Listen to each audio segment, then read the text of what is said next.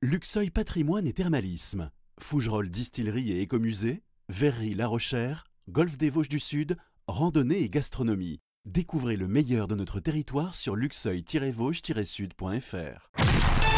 Comtoise Radio, l'actu dans les Vosges saunoises, Jean-Pierre Poinceau. Bonjour, ce week-end en haltérophilie se déroulaient les qualifications pour les championnats de France en équipe.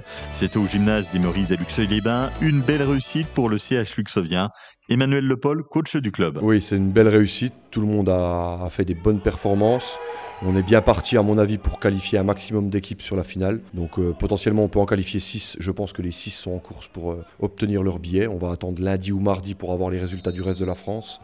Mais tout le monde a bien tiré et on a fait une super compétition. Prochain rendez-vous au gymnase des Meurises de Luxeuil, début mars, pour les qualifications au championnat de France individuel. Là aussi, Emmanuel Lepol vise toujours plus haut. On va essayer encore d'améliorer notre nombre de qualifiés qui doit déjà être à 15 de mémoire. Donc on va essayer de viser, de rajouter encore 2-3 athlètes de plus. Ce sera déjà exceptionnel pour une belle saison.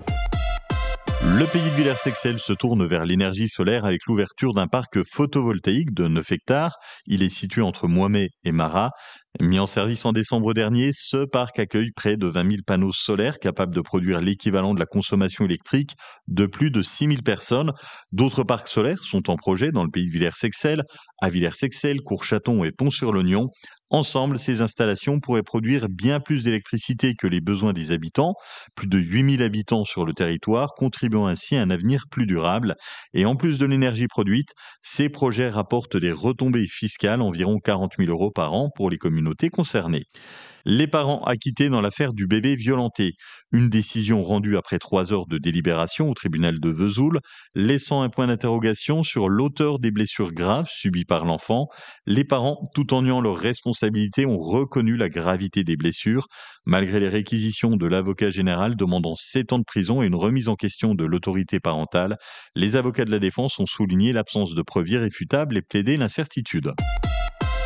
2024 est une belle année pour le cinéma Méliès-Allure, plus 1,2% de fréquentation en plus par rapport à 2023. C'est le double de l'augmentation au niveau national.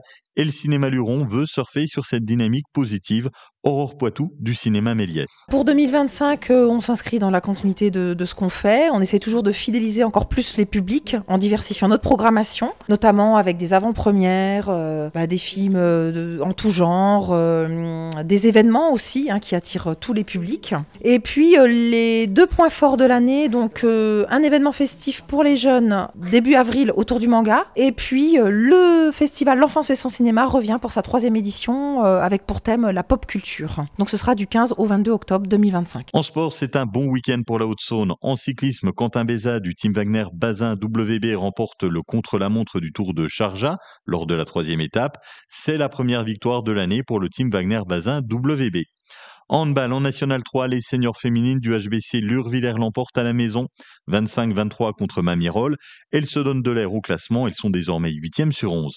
Et en pré-national, les Luxoviennes l'emportent à l'extérieur, 29-33 contre le HBC Grand-Villard.